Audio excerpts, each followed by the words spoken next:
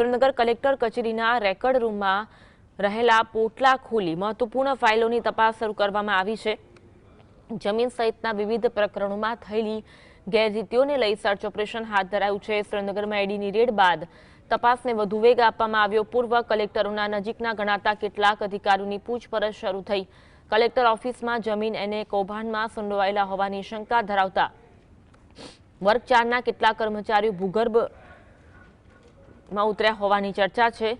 Record શાખામાંથી એને કરેલ તેમજ સોલાર કંપનીઓને ફાળવાયેલી જમીનોની ફાઇલોની તપાસ ચાલી રહી છે।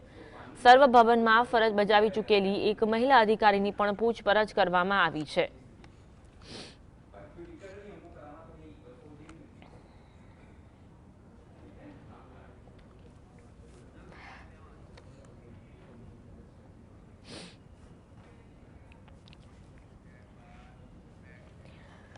आज अंगे વધુ વાત કરીશું। સંવાદદાતા ફઝલ અમારી સાથે લાઈવ જોડાયા છે। ફઝલ, કલેક્ટર કચેરીના રેકર્ડ રૂમમાં પડેલા પોટલામાં મહત્વપૂર્ણ ફાઇલોની તપાસ હાથ ધરવામાં આવી છે। કઈ કઈ વિગતો સામે આવી રહી છે તપાસને લઈને?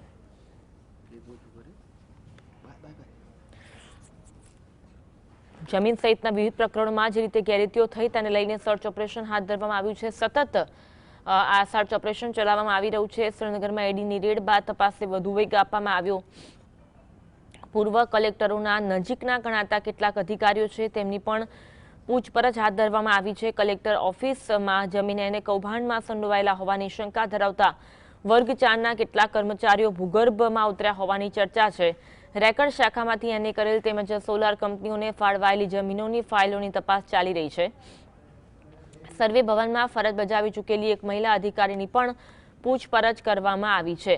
अलग अलग लोकोनी पूछपरछ करवामां आवी रही है। आ साथे साथे कलेक्टर कचेरीना रेकर्ड रूममां पण जे पोटला छे ते पोटला खोलीने महत्वपूर्ण फाइलोनी पण तपास हाथ धरवामां आवी छे। अलग अलग एंगलथी आ केसनी तपास करवामां आवी रही छे। पूर्व कलेक्टरोनी पण हवे तो सकंजामां आव्या हता। पूर्व कलेक्टरोने घरे पण तपास करवामां आवी रही छे। जमीन सहितना विविध प्रकरण छे तेमां जे गैररीतिओ थई छे तेने लईने सतत सर्च ऑपरेशन चलाववामां आवी રહ્યું છે।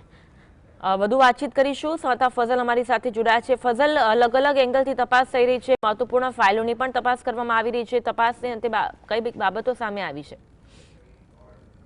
ખાસ કરીને જ્યારે ચોક્કસથી વાત કરવામાં આવે તો સુરેન્દ્રનગરમાં ઈડી વિભાગ દ્વારા દરોડા પાડવામાં આવ્યા છે। જે સોલાર કંપનીને જિલ્લા કલેક્ટર દ્વારા ફાળવવામાં આવેલી જમીનો છે તેમાં વ્યાપક કૌભાંડ થયા હોવાની શંકાના આધારે ઈડી વિભાગ દ્વારા દરોડા પાડી અને હવે તપાસનો ધમધમાટ છે તે શરૂ કરવામાં આવ્યો છે। ખાસ કરીને સુરેન્દ્રનગર જિલ્લાના આઈએએસ અધિકારી ડોક્ટર રાજેન્દ્ર પટેલના ઘરે દરોડા પાડી અને તેના નિવાસ સ્થાનેથી 100 જેટલી ફાઇલો છે તે જપ્ત કરવામાં આવી હતી। આ ઉપરાંત નાયબ મામલતદાર ચંદ્રસિંહ મોરીના ઘરે પણ દરોડા પાડી અને 67.50 લાખ રૂપિયા રોકડ રકમ જપ્ત કરી અને 1 જાન્યુઆરી સુધીના તેના રિમાન્ડ માંગવામાં આવ્યા હતા। રિમાન્ડ પ્રક્રિયા પૂર્ણ થયા બાદ હવે ઈડી વિભાગ દ્વારા વધુ તપાસ છે તે શરૂ કરવામાં આવી છે। સુરેન્દ્રનગર જિલ્લા કલેક્ટર ઓફિસમાં જે રેકર્ડ રૂમ આવેલો છે ત્યાં અલગ અલગ પ્રકારની સર્ચ ઓપરેશન હાથ ધરવામાં આવ્યું છે। 2023 થી લઈ 2025 સુધીમાં જે જમીનોની ફાઇલ એને કરવામાં આવી છે, હેતુફેર કરવામાં આવ્યા છે તે તમામ ફાઇલોની ચેકિંગ કામગીરી હાથ ધરવામાં આવી રહી છે। અંદાજિત 60 જેટલી ફાઇલો છે તે ઈડી વિભાગના અધિકારીઓ અને એસીબી વિભાગના અધિકારીઓ દ્વારા ચેક કરવામાં આવી રહી છે।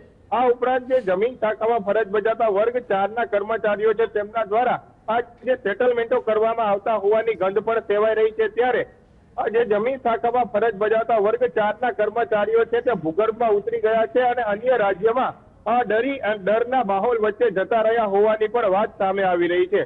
આ ઉપરાંત સુરેન્દ્રનગરની જે સિટી સર્વે ભવનમાં ફરજ બજાવતી મહિલા અધિકારી છે તેને પણ પૂછપરછ માટે બોલાવવામાં આવી છે અને તેની પણ હાલના તબક્કામાં પૂછપરછ કરવામાં આવી રહી છે। ઈડી વિભાગ દ્વારા તપાસનો દોર છે તે વધુ તેજ કરવામાં આવ્યો છે। 1500 કરોડથી વધુનું કૌભાંડ હોવાની શંકા છે તે હાલના તબક્કામાં વ્યક્ત કરવામાં આવી રહી છે। ઈડી વિભાગ હોય, એસીબી વિભાગ હોય અને અલગ અલગ ટીમો છે, અલગ અલગ એજન્સીઓ છે તે હાલ આ તપાસમાં જોડાઈ છે।